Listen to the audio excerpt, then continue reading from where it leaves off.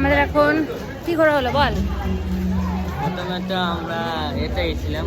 না না, প্রথম থেকে বলতে হবে না, এখন কোনটা দেখলি সেটা বল। আরে এই নামটা নাম ওর কিছুতেই মনে থাকছে না আনফরচুনেটলি। যাই হোক, আমরা এখন দেখলাম হাতিবাগান সর্বজনীন, হ্যাঁ হাতিবাগান। আর এখন আমরা যাচ্ছি হাতিবাগানের নবীন পল্লী দেখতে। থ্যাংক গড এই অটোওয়ালাটাকে আমরা পেয়ে গেছিলাম, খুবই খুবই ভালো হয়েছে।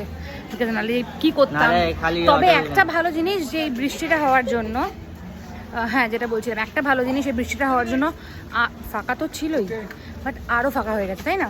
হ্যাঁ একদম মানে যেটা এক্সিট সেটা দিয়ে আমরা এন্ট্রি করছি, এরকম অবস্থা।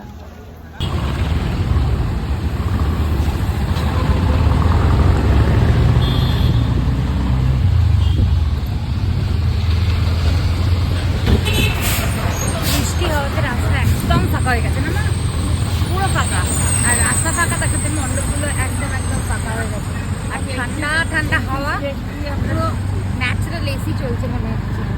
আর এই ঠান্ডা হাওয়াতেই মানে কোনো কষ্ট হচ্ছে না বেসিক্যালি, যেটা অন্য দিন হয়ে যায় অনেক সময় হোল নাইট করতে গেলে কি গরম লাগে এসেই। এখন পুরো একদম ন্যাচারাল হাওয়া করে দিয়েছে ভগবান আমাদের জন্য। এখন আমরা চলে যাব হচ্ছে, এখন কোথায় যাচ্ছি, চালতা বাগান, লালা বাগান, ওইসব দেখে দেখে একদম সন্তোষ মিত্র স্কোয়ারে।